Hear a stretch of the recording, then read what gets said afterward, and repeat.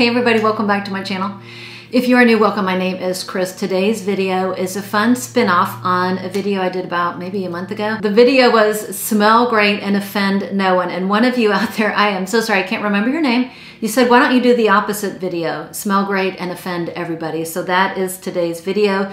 That video was meant more for fragrances that were, you know, very easy to take in a crowd.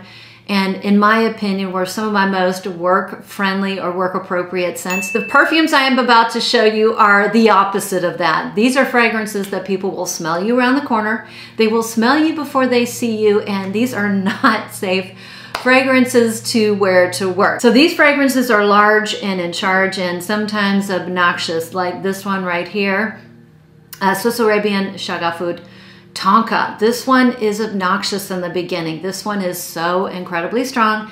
And I do believe this is an impression or a take on Velvet Tonka by BDK.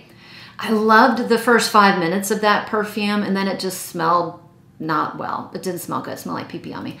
But this one does not go in that direction. So it is a almond tonka vanilla perfume. I get a little bit of tobacco, a little bit of cherry, a little bit of a cherry tobacco thing. As this dries down, it becomes, you know, it's vanillic and it has that little bit of a Play-Doh-y vibe. I really do like the mid and base of this. I have not been wearing this perfume that much because it is so loud and strong. And one time I made the mistake of spraying 6 times and it literally choked me out. Like, this is a 1 to 3 spray. Otherwise you will regret your life. So if you can go easy on the trigger, it's much more tolerant. I would never, under any circumstance, wear this to work because it is that loud. It kind of reminds me of, so it does remind me of BDK Velvet Tonka, but then there was a perfume called EBK Paris. If you took the two of those together, minus the PP note, you would come up with this perfume. Again, decent and good for the price as long as you don't go overboard. This perfume is absolutely beautiful. Never worn it to work. It would be a great wedding scent. I mean, you could wear it to so many things, but it's so very, very strong and it lasts on me forever. And I never show this beauty. Valaya by Parfums de Marly. If you like Fleur Narcotique, something along those lines, this is a very, very musky version of that perfume. And let me look it up. I think Quentin Biche is the perfumer for both of those. Yes, Quentin Biche is the perfumer for Valaya, and he's also the nose behind Fleur Narcotique. So it's no surprise that the two share a lot of similarities. So this is very musky. It's got this beautiful gauzy musk. It has, you know, these nice molecular type of a floral. I get orange blossom and lily of the valley the most. It has some sort of citruses in here. Again, I think they're molecular citruses, but it's like this tangerine orange peach thing in the background, swimming in this beautiful, very prominent, light gauzy, slightly watery musk. Again, this is a beast, and because it is, I do not wear it to work, but if you wanted a wedding scent to last all day, this one is your gal, and she is just beautiful. You know what, I'm gonna go ahead and pull my other Parfums de Marly. This one is one of my favorite Parfums de Marly. This is Delina Exclusive. I love to wear this perfume in the colder months. Never wear it in the warmer months. It is absolutely too strong and it has too much vanilla. This is the original Delina minus that rhubarb with a lot more vanilla. It has a little bit of incense. It does have a splash of oud, which I do not get in the air. The only time I really get that oud note is if I, you know, kind of bury my nose in my arm right after I sprayed it. That's when it comes out the most, but it's lovely. It has the most beautiful sillage. I have worn this to work on a safe day when I knew who I was working with, and everybody said, you smell so good, but I can smell you down the corner, down the hall and around the corner, just like another perfume I have in the box. Oh my gosh, this one, and I've sprayed this in my hair before and I could smell it a full 24 hours later. I like to spray in my hair. It's a nice way to get kind of light, gentle wafts of a perfume. You could take a strong perfume and turn it into something more light and airy and diffuse if you just put a couple of spritzes in the back of your hair, you're just going to get light, you know, soft wafts of it during the day. So the other one that I have worn, and people say they can smell me down the hall and around the corner, but it's so beautiful, is Hibiscus Mahaj. So to me, this is, you know, like the most beautiful hibiscus tea at like a luxury resort, and add a big dollop of vanilla ice cream, a little bit of rose. It has a little bit of rose, but for the rose haters out there, I think it's a really, really nice rose, a sprig of mint, and a little bit of cinnamon. And you're gonna come up with this beauty. It looks like I have barely worn this perfume, literally, because it is a 1 to 2 spray perfume. I would never spray this more than 3 times because it would probably kill me. And that's all you need. You only need like 2 sprays, 2 or 3 sprays at the most. It will last you all day. And I definitely think this is one of the, my favorite from this house. Okay, one of my most polarizing fragrances of all time. If you want to be loud and obnoxious at work, pick up a Thierry Mugler perfume. The one I have is Angel. You know, I'm Team Angel. This is the Eau de Toilette. I used to hate, oh, I'm not supposed to say hate. I used to strongly dislike the original Eau de Parfum because women would just coat themselves in it. And I remember, oh, you could smell that from a million miles away. I thought it smelled terrible. I actually asked a woman what perfume she was wearing because she smelled so terrible, and it was Angel Eau de Parfum. And I remember thinking, note to self, never get that perfume. However, of course, you can see I have the Eau de Toilette because this is a much tamer version. It's a lighter version. It doesn't have the white chocolate. The patchouli is toned down. Even though I'm a big patchouli fan, I think it works nicely in here with it being toned down. And it has some fresher notes. It's got some citrusy, fruity notes. I want to say like green apple and pear, maybe a little bit of berries. A perfume that people either love it or they hate it. I've gotten so many compliments from wearing this, but I go lightly. If you want to kill people, if you really want to kill people, coat yourself with anything by Mugler. But a beautiful perfume. I do love this rendition. And I love it too because I have such great memories of my daughter and my daughter's friends. When I used to wear this a lot when I was like doing carpool and grade school for the kids, and they would always say, "Oh, Miss Chris, you smell so good." I remember one girl saying, "You smell so good, you smell so fresh."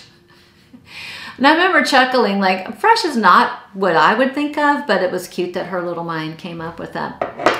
I've noticed that some of the least safe fragrances to wear in a crowd, particularly to work, are florals, because when people are sensitive to florals, when people are sensitive perfume, it's really the flowers that get them. And one of the most bombastic florals I have is a newer pickup, Bond number 9, New York Gardenia. I tell you what, gardenia is really hard to do well in a perfume. I love the smell of a real gardenia, and if you can smell a real gardenia, it is beautiful. It's a white flower that's got buttery elements, but it also has some lemony, elements as well. It is just one of my favorite flowers to smell in real life, but in perfumery, it's a different story. They just can't quite get it, and at least at the time of this filming, the reason why it never smells right is because for some reason they're not able to extract the oil from our gardenia flowers, so they have to create the accord based on different flowers. So a lot of times tuberose is often paired in a gardenia-based fragrance because they kind of smell alike, and it adds to that, as to the accord. I think Bond number 9 did a great job coming up with a perfume that does smell like gardenia for the first 5 minutes. I mean, it does. It's got a lot of greenness. It's green in the beginning, and maybe for the first 5 minutes, there's a smidge of a little bit of an artificial thing going on, but the dry down is really true to the beautiful gardenia that has some buttery elements and a little bit of a fresh hint of a, lemony freshness. Very green, but not overly soapy. And I'm not always a fan of all green, notes in a perfume, but I can take the green in here. It's just enough green without being screechy. And it has, it's almost like the stems the stems of the gardenia and tuberose flower, and has a little bit of earthiness in the base. So I really do like that. It kind of grounds it. Let me tell you, you spray this on a blotter, you're gonna smell this for 3 days. It's very, very strong. So another one to go lightly on. You will smell beautiful and elegant, maybe if you spray and walk in your spray. Okay, the next one is by the house of EBK. And let me tell you, if they're known for anything, well, they're known for creating beautiful perfumes that are just blended to perfection. And they're known for perfumes that are really have tremendous performance. The next one is no exception, and I hate to say offend everybody because this perfume is absolutely beautiful, but it is loud and will knock people out if you spray it too much. Your presence will be known in a beautiful, beautiful way. And this is Ruby and Vanilla Neroli. I tell you what, this is such a beautiful fragrance. This is like, I've said it before, this is 2 fragrances in one. This is the beautiful Ruby and Vanilla Intense Vanilla, so take that vanilla. And if you've never smelt that vanilla, it's just so elegant and smooth and velvety. It's a very beautiful vanilla. And then combine it with a really rich, decadent neroli perfume and combine them. And you're just going to come up with one of the prettiest floral vanilla perfumes out there. It's not gourmand, but it is a floral vanilla. Oh my gosh, it has a beautiful ambery warmth to it.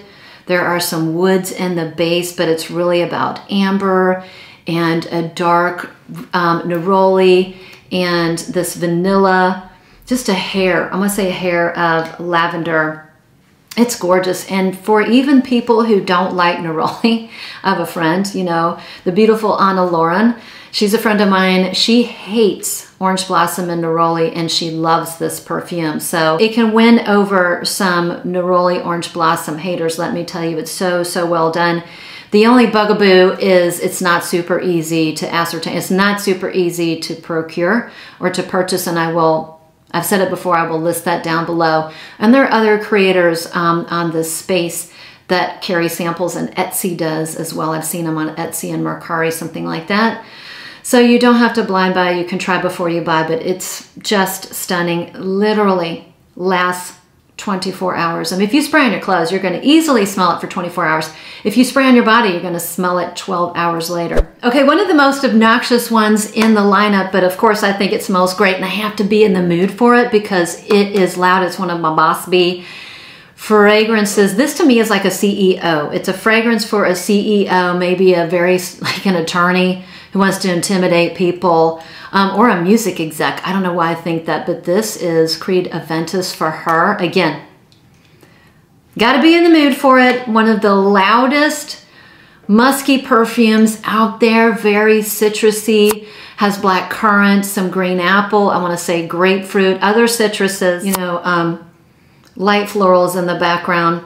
Probably a little bit of cedar. Another one, well, it depends. If you want to intimidate people, go ham on this thing and clear out the room.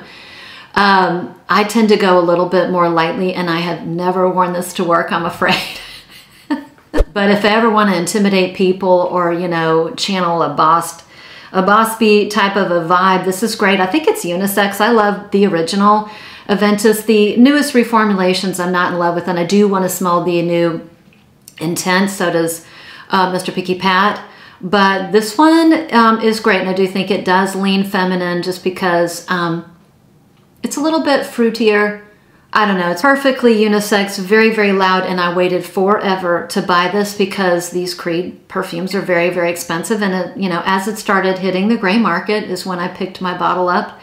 So yeah, very offensive, but you'll smell good.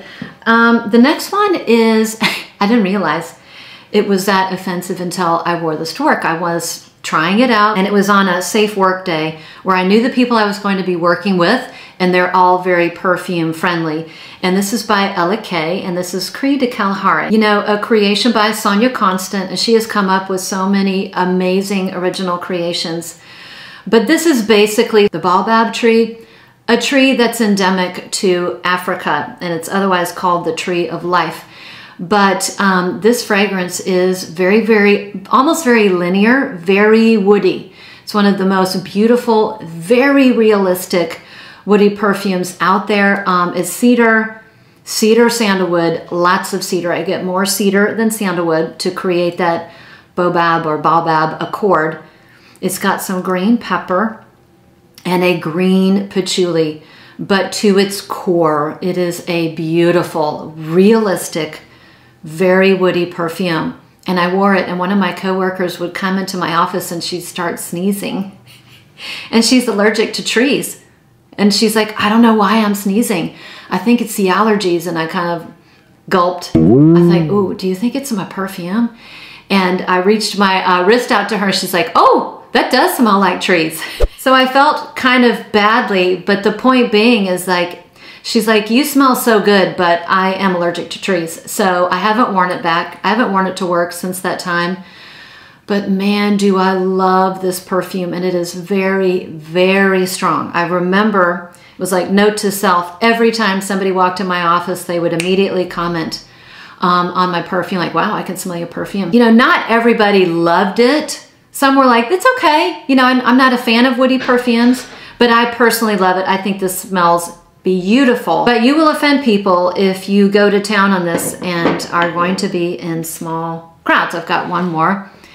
This is a beautiful fragrance. I don't think this is offensive at all, but it is so strong, and it is definitely one of Mr. Pat's favorite perfumes. This is Fragrance du Bois, New York Intense, and I actually had to tell him to stop wearing it because there was a time that's all he wore, particularly in the summer, and I'm like, Pat, this is not a summer perfume. This is basically a myrrh, blackberry, amber perfume, and again, Fragrance du Bois does their ouds so well. It's so nice. It's like a spicy wood.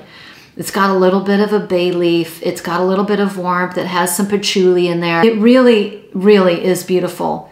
But when you wear this, this is one that Pat and I share. When you wear this, you will be smelled all day. People will smell you when they're walking 40 feet behind you. And they will smell you like literally 12 hours later. It is so beautiful, but it's very, very loud. This to me, I don't know why he sometimes wears this to work, because it's a little bit more elevated. This is more of a date night. This is dressed up and very, very beautiful, but you do have to be a little bit careful because it's so strong. But if you like the note of myrrh, if you like myrrh, a little bit of blackberry, lots of warm, spicy, woody amber. I think this has cinnamon, but a little bit of cinnamon. And a splash of like a bay leaf. Very unisex. Most people might think it leans a little bit masculine, and I think it's lovely, but I don't tend to wear it that much. I think it speaks more to Pat than it speaks to me, but a lovely perfume. So that was it. Smell terrific and offend everyone. Fragrances that you have to be really, really careful, and I don't recommend wearing them in a work environment or where you're going to be in a very small space with other people, unless you really want to, you know, clear out the room. So thanks again for sticking by. Thanks for watching. If you enjoyed this content, I'd love a nice thumbs up. That does help the algorithm. That helps us creators. YouTube will show it to more people. Thanks to everybody who subscribes to me. Let us all know what your obnoxious but smell good fragrances are in the comments below. And with that, I'll see you on the next one.